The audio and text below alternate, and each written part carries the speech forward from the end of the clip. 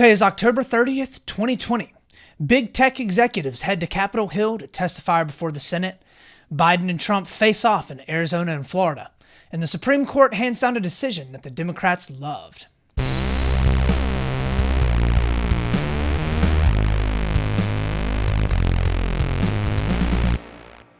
Hello, friends and family. Welcome back. We got another great show for you today.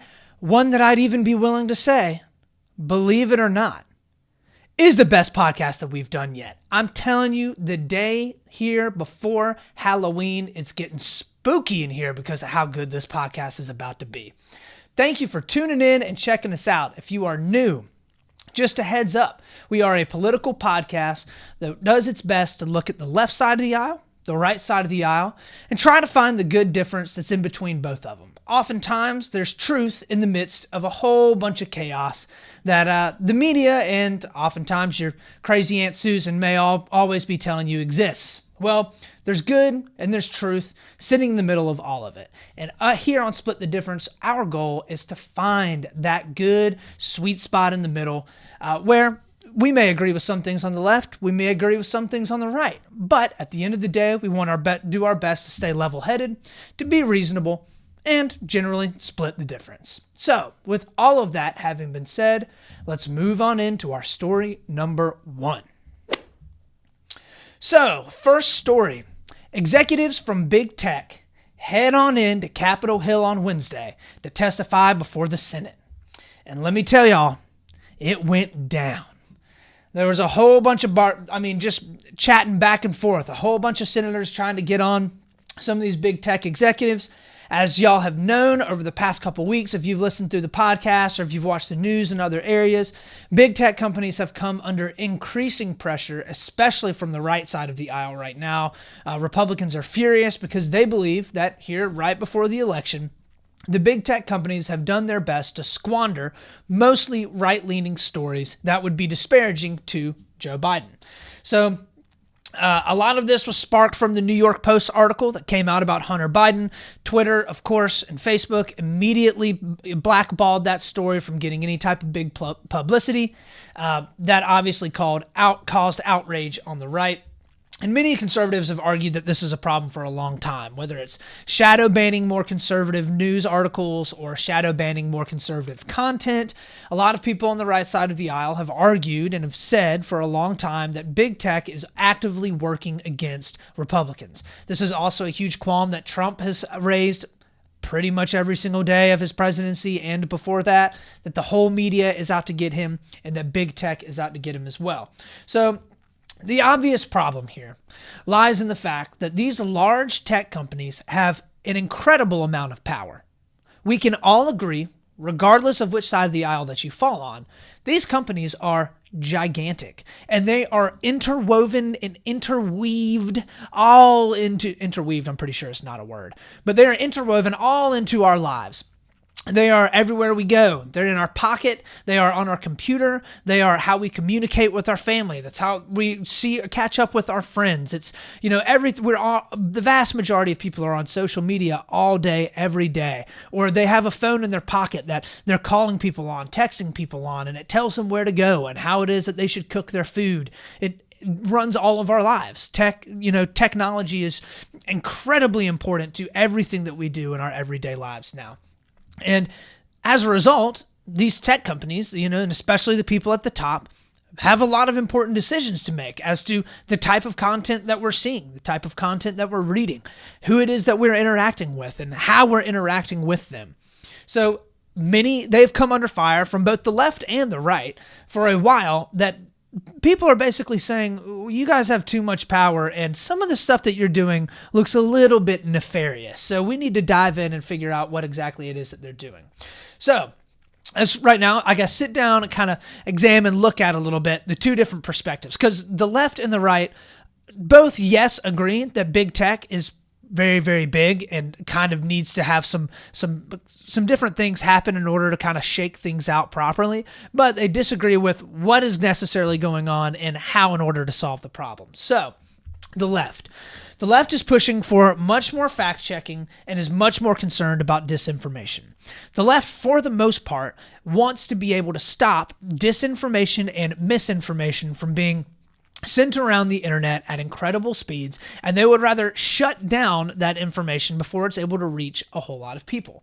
So the presiding sentiment on the left is basically that disinformation is much more harmful than the impact that quelling disinformation would have on free speech.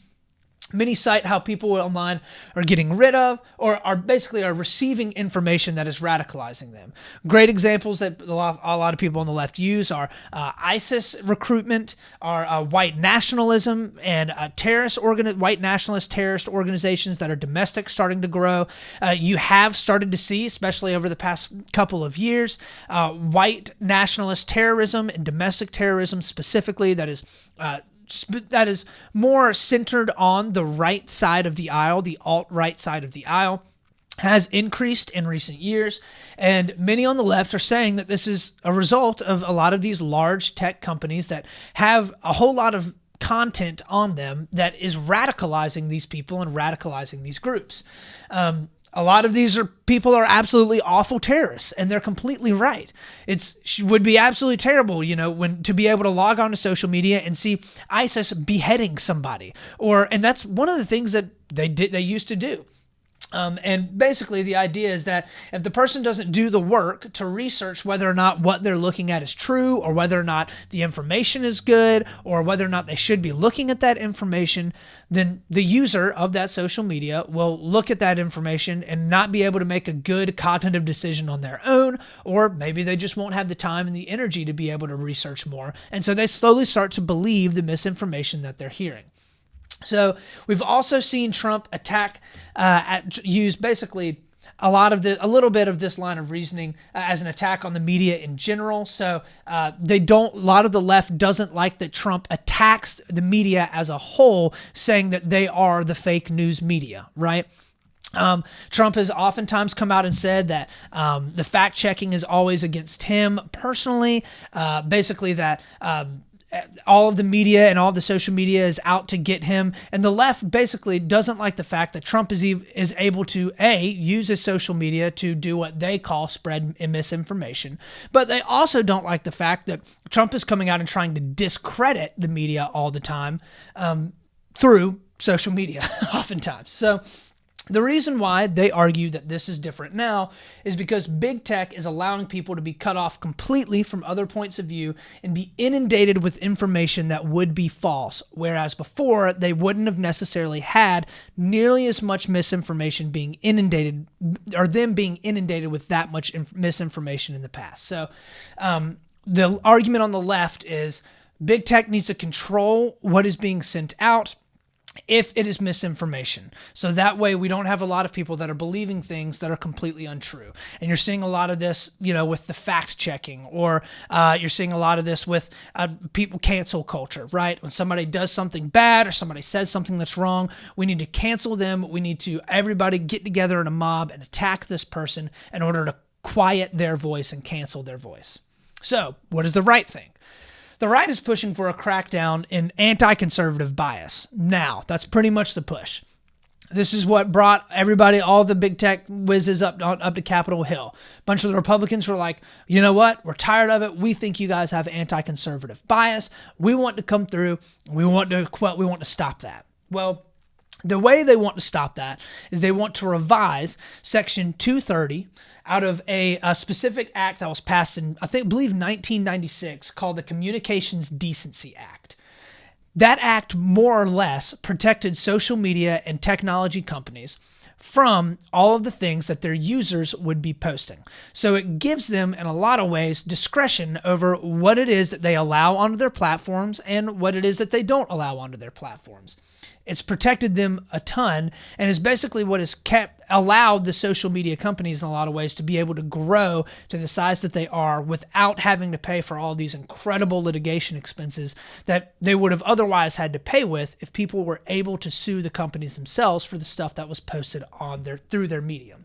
So the right is basically arguing that protecting free speech is much more important than censoring misinformation. They worry that they have or I guess the worry that the right has in general, is that because of the size of these tech companies, they have them having the ability to decide whether or not something gets on their platforms is a direct control of the freedom of speech that Americans have. So, they don't want tech companies manipulating what users see, especially if they're going to have a bias one way or another. So, obviously, there are good points on both sides, all right? We can agree, number one, on the left side of the aisle, misinformation is incredibly difficult to stop online, and there is no doubt that an incredible inundation of misinformation can and will oftentimes radicalize people that otherwise wouldn't have been radicalized, okay? At the same time, we can argue that the Republicans have a very good, or the right side of the aisle has a very good argument as well.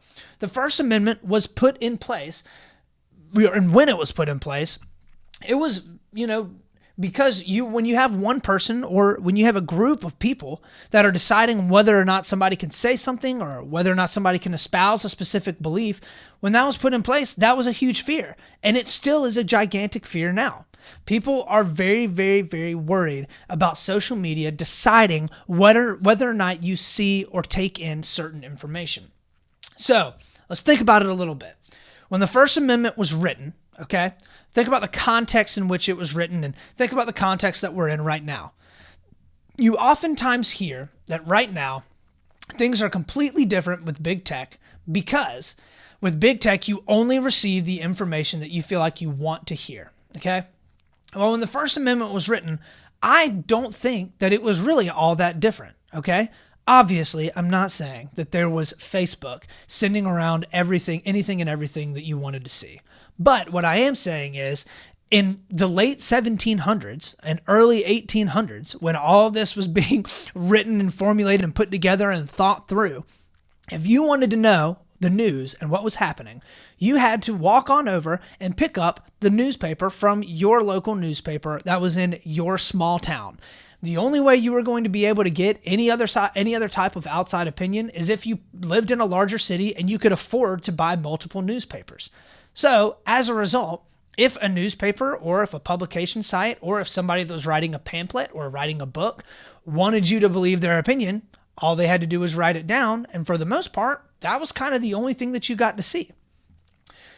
If a newspaper or political pundit wanted to convince you of their opinion, if you only wanted to hear the opinion of one specific person, then that would be all that you read, okay? And honestly, you didn't really have a lot of choice. You had to read the newspaper that was in your local town. So, that was unless, of course, somebody decided to open up a newspaper or a publication across the street from that person and have a differing bias or a differing point of view. The idea that newspapers were historically completely unbiased, and then all of a sudden, within the last 15 to 20 years, there's become this incredible amount of bias in the media, that is not true.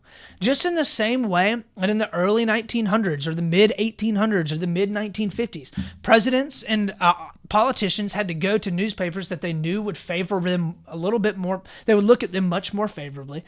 They have to do the same thing now. And it's not any different from the way that it was years and years and years ago. Now it just seems like it's much more in your face because you're paying attention to it a lot more, and you are able to receive a lot more information. The difference now, obviously, is also the fact that you're able to receive information from multiple different sources. That didn't really used to happen. So, the idea, I guess, that we are living in a time where now we have, less opportunity to get a variety of sources, that is not true. And the idea that we are living in a time right now where the media and everything is way more biased than it's ever been, and that you get into an echo chamber and there's no way that you can possibly get out of it, that is also not true. Now, yes, the majority of the media tends to be much more left-wing, But that historically is also true. The left wing of America, the more progressive side of America, has normally drifted towards liberal arts and universities and media and newspapers. That just kind of is historically what has tended to happen. So the founders, when they wrote the First Amendment, believed that the best way to protect free speech was to have a lot of better speech and to basically spread around that good speech as much as you possibly can. I agree with that 100%. It really scares me to think that we're going to have politicians going in and saying that it should be up to the social media companies to decide what it is that people see and don't see. And I think that especially the left side of the aisle should be incredibly weary of all of these large tech companies deciding what is misinformation or what is correct that people are allowed to see, because it won't be very long before the left starts to cut in on their profits or before they start making more money from the other side of the aisle, and they start deciding that a lot of the stuff on the left side of the aisle is misinformation. And then we have, they're furious about everything. So I think that whenever you're looking at restricting or trying to quell free speech in any way, the reason why the United States has one of the most liberal and by far one of the more relaxed speech laws in the entire world is because we believe that freedom of speech is pivotal for being able to push out messages of change that need to occur. Great example is abolition of slavery. A great example is the civil rights during the 50s and the 60s. Those were not the most common opinions in the United States at the time. But because of freedom of speech, the freedom to protest, the freedom to get your voice out, they are now the overwhelming sentiment within the United States. People's hearts and minds have been able to be changed as a result of that. So, more better speech is the answer for curing misinformation and bad speech, not getting rid of the speech completely. And that is something that is a hill I will 100% die on. I don't necessarily think the Republicans have everything right, but if the Republicans are going to be the one that defends free speech, then I can get on board with that with the Republicans. If the left side of the aisle, which is amazing to me because they historically have always been the arbiters of free speech. If the left side of the aisle wants to start saying that tech companies can limit what people post on social media and that the tech companies should be the ones that are limiting and deciding, being the arbiters of truth, I can't get on board with that. That is a very, very slippery slope. So with all that being said, let's go ahead, move on into our story number 2.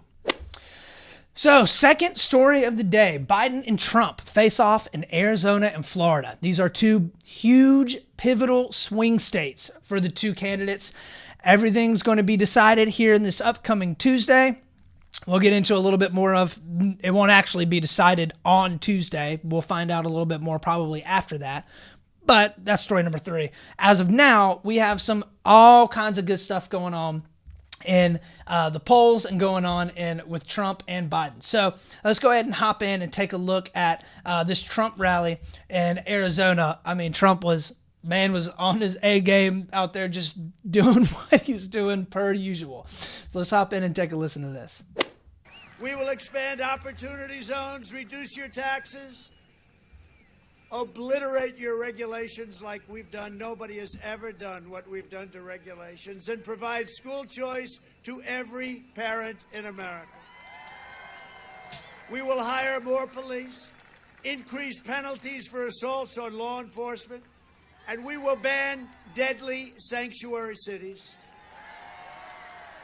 We will defend religious liberty, free speech, the right to life, and the right to keep Everybody's and out there bear cheering. arms. We will maintain America's unrivaled military might.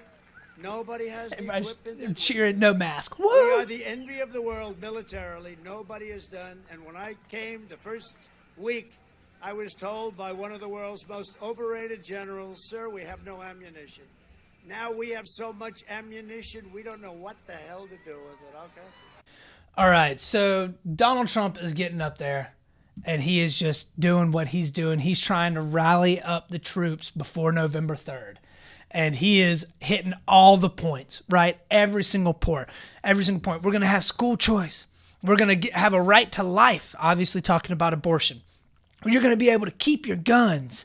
Okay, we're going to get rid of these sanctuary cities. I mean, he's just hitting every single point. And all those people out there, nobody's wearing a mask. And they're just like, yeah, that's my president. And they're just getting it, right?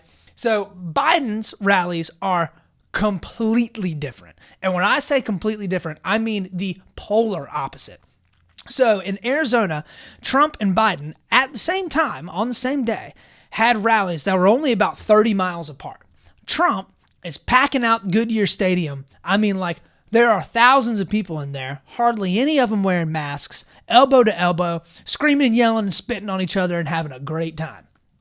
Biden's, on the other hand, his rally is Biden-Harris basically pretty sparse, not a ton of people there, and purposefully so. I'm not going to be sitting here like, oh, Biden can't get anybody to his rally. I'm sure he probably can. But most of them, every single one of them wearing masks, face shields. You probably saw a couple in hazmat suits out there. Overly cautious. Most people are in their cars, well over 6 feet apart. It's very quiet. They're not screaming and yelling and cheering. They're kind of going over their policy. They're doing their thing.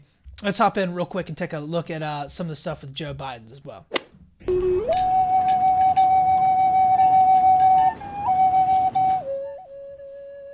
And check out the Joe Biden supporters at Steele Indian School Park. They gathered with music and games before riding their bikes together to the polls. We spoke to the Phoenix mayor, Kate Gallego, at the rally, who says she is excited for this election. The eyes of the entire country seem like they're on Phoenix, Arizona. People from all over are coming to campaign here because our vote matters and could determine so many outcomes. All right, so that video started out with a small, like, I think Native American ceremony of some sort. And then a bunch of Biden supporters got together with their masks on, and they got on their bikes with their helmets, and they rode slowly to where the Biden rally would be. And then they went to the Biden rally, and it was really just Kamala Harris up there talking about policy stuff and saying that Trump is terrible. Pretty standard Biden rally stuff at this point. Completely different audiences, completely different groups of people. And this is exactly what both of them want heading into November 3rd. They both believe that they have the perfect message to be able to get the American people going and out to the polls. One of the biggest stories of the day from the Biden rally was actually that Cher has openly come out and denounced any support for Donald Trump at all. But Cher came out and did a little concert out in Arizona, I believe, as well, which was incredibly mediocre. So it honestly is mind-blowing how different these crowds are. You look at Donald Trump's crowds, and it's primarily people in their probably 40s, 50s, 60s, almost every single one of them white, none of them wearing masks, rootin', tootin', having a great time. You look at Biden and Kamala Harris, and for the most part, it's a pretty diverse crowd. There's a bunch of different ages, a bunch of different ethnicities, a whole bunch of different people out there. All of them are very quiet. All of them are out there just listening, not super enthused. It doesn't seem like, at least from the ones that I've watched. That doesn't mean that Biden voters aren't going to show up at the polls, because I think that they absolutely will. But Biden's not out there basically gassing everybody up, saying that the coronavirus is a hoax, saying that the whole world's going to blow up if his opponent wins and all kinds of stuff. Like, Trump is that's just the kind of guy he is, and that's the people that he's trying to get rallied to go to the polls. He knows his base. So, this is kind of, when we're heading now into November 3rd, they've only got a couple of days left, right? We're only, 4 or 5 days away from being able to get to November 3rd. They are basically both making their final stretch and their final pitch.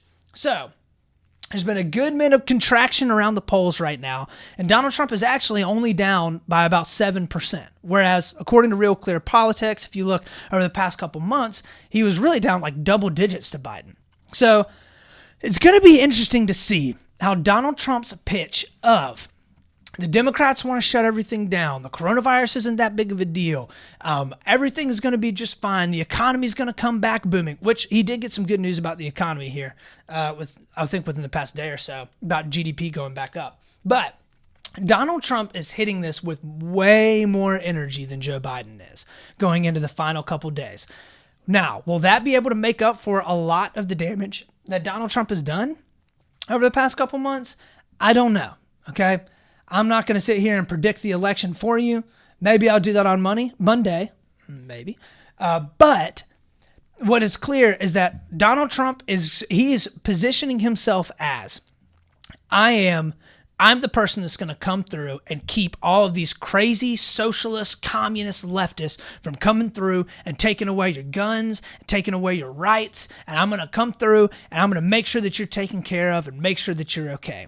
Whereas Biden is sitting there and he's like, listen, you see how crazy all of that is. Look at the rallies that this guy is holding in the midst of a global pandemic. I would never do that. I'm your sweet Uncle Joe. I'm just here to try and make sure that people are getting a return back to normalcy. I want for things to be going okay, and I want for things to be going well. But if we have 4 more years of Donald Trump and the authoritarianism that he's trying to push, then the country is just going to go to crap. But a whole lot less energy there. So, with the amount of unrest right now that the country is feeling, it's going to be very interesting going into November 3rd. As far as I'm concerned, the number one, I guess, fear that I have is that whoever wins, there's going to be a lot of protests, rioting, there's going to be a lot of unrest, and it's going to be incredibly difficult. I am hoping and praying that that does not happen. But in 2016, there was already a ton of protests that happened when Donald Trump won the presidency, and he's even more unliked now by a portion of the country than he was then. So it will be it will be extremely interesting to see the couple of weeks after the election how all of that ends up shaking out. But hopefully, obviously, people stay safe and things don't go downhill very quickly. So with all of that, let's head on in now to our story number 3. So story number 3, the Supreme Court deals a blow to Republicans. Oh, that conservative majority went in and actually sided with the Democrats. Can y'all believe it? It is almost like the Supreme Court is not supposed to be some kind of partisan football that you can just kick back and forth. Who would have thought? So the Supreme Court said that a lower court ruling in North Carolina would stand that allowed mail-in ballots to be counted until November 12th. So that's 9 days after the election is finalized. North Carolina argued that they would need this amount of time to effectively count the number of ballots that the United States Postal Service said could be delayed because of the mail, which is honestly hilarious, because that was the exact argument that Trump used to try and basically say that the United States Postal Service should never be, mail-in ballots shouldn't be a thing. There shouldn't be allowed to be mail-in ballots. So what the Democrats did in North Carolina is they came out and they were like, well, the president and USPS said that mail-in ballots could take a long time. So in order to be able to count all of them, we want to be able to extend the date and we can count those ballots by 9 days. And the Supreme Court was pretty much just like, all right. Republicans are not happy about this at all. This is a pretty big change to how votes have been counted in the past. A pretty big change. So basically, Trump made this argument for a long time. The mail system sucks. You put something in the mail and you might not even get it for another 2 or 3 weeks. You have no idea what's going on. And the Supreme Court said, well, if your ballot is postmarked before or on November 3rd, then your vote can be counted for up to 9 days after November 3rd. So, obviously, like I just said, this would only be for ballots postmarked on or before November 3rd. So, the reason why I bring all of this story up is because, well, I guess for 3 reasons. One, this is a pretty big change to election law, and this is, in a lot of ways, what Democrats and Republicans have been fighting over nonstop over the past couple of months. But it really is primarily 2 things. First is the argument that conservative justices only vote with Republicans. That is the only thing that you've heard from the Democrats for the last 2, or really the past month and a half since Ruth Bader Ginsburg passed away and the Republicans moved to fill her seat with Amy Coney Barrett. The biggest argument against Amy Coney Barrett was that she was going to go in and she was going to shift everything to an extremely conservative majority on the court, and that she was basically just going to do every single thing that the Republicans wanted her to do. She was going to get in there and vote only conservatively, that she was going to get in there and overturn all the things that the left has pushed for so long, and that the conservative justices are just going to be falling in line, toting the party line per usual. The second thing that this means is actually a little bit of a bash on the Republicans. So, the Republicans, for the longest time, have said that they're going to put in constitutional originalists on the court because they want somebody that is only going to vote with what they believe the Constitution says. And that is pretty much what the Republicans have done. However, seeing how many Republicans have been infuriated by the fact that the Supreme Court picks didn't vote exactly the way that they would want to politically, shows that they are just doing the exact same thing that they accuse the Democrats of doing. So they have been saying for years that the Democrats are just trying to use the Supreme Court as a political football. They're just trying to use the Supreme Court to get through all the policies that they're not able to push through in the legislature, that the Democrats are trying to just run roughshod over what the Supreme Court actually means and what it's there for. Yet, as soon as the Supreme Court, which, mind you, currently has a conservative majority, goes through and does something that the Republicans don't want, they're blown away. Wait a second, I can't believe that we're going to have a Supreme Court that doesn't vote the exact way that we feel like they should vote. Come on, that is so hypocritical, so back and forth. It's just so classic politicians. So, hearing over the past couple weeks, all the Republicans saying that the Democrats just want a Supreme Court to do their bidding. And then now hearing Republicans angry because the Supreme Court did not do their bidding. Come on. Come on, man. I don't want it. I don't want to hear it anymore. So annoying. So, anyways, bottom line is this is going to be a very close election. And this Supreme Court decision does not mean that there can't be and there won't be further litigation after the election. Over voting laws, over ballots that were counted or weren't counting. And I mean, at the end of the day, it probably is going to end up just getting sent back right up to the Supreme Court here over the next couple weeks. And we're just going to have to see how all of it plays out. But this is going to be a very, very close election come next week. And we're going to have to see how all of it plays out. It's going to be probably pretty wild. So with all of that, that's ending up our story number 3. Let's head on in, finish up the show with our Made Me Smile, my favorite part of the show. So something that made me smile this week. Actually, I got to go on a sweet little lunch date with my wife, who is just the best wife in the whole wide world. And we went to go do her favorite thing, which is get a hot dog. She loves a good hot dog. And so we went to a new little restaurant in Columbia, which is where I'm at right now. If you don't live in Columbia, I'm sorry, this may not be the greatest made me smile for you. But in Columbia, a new hot dog place opened up not too long ago, a couple months ago, called Greedy Rascals. And it is super good.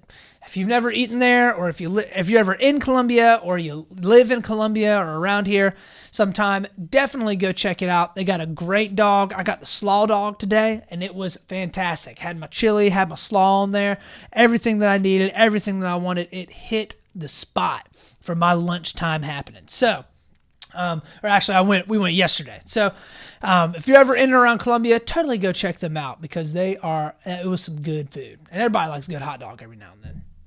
All right, so with that is the show. Thank you for tuning in and for checking us out. Find me on all of the various social medias. I'm on Facebook at Split the Difference. I'm on Instagram at Split the Difference Podcast, 1T. Check out my website at splitthedifference.com, 1T. If you have any feedback, if you want to hit me up, ask me any questions. Maybe you'll get featured on a podcast. I don't know. Ask me any questions that you want. Give me a like, give me a subscribe, hit those notifications, and give me a great review. That stuff helps out a ton. Spread the word and tell your friends if you like what you're hearing. And hopefully I'll be able to continue to do this for many, many more years to come. Thank you for hanging in with me. Always remember, guys, we're going to do our best to keep a level head, to be reasonable, and always split the difference. This is Austin Taylor.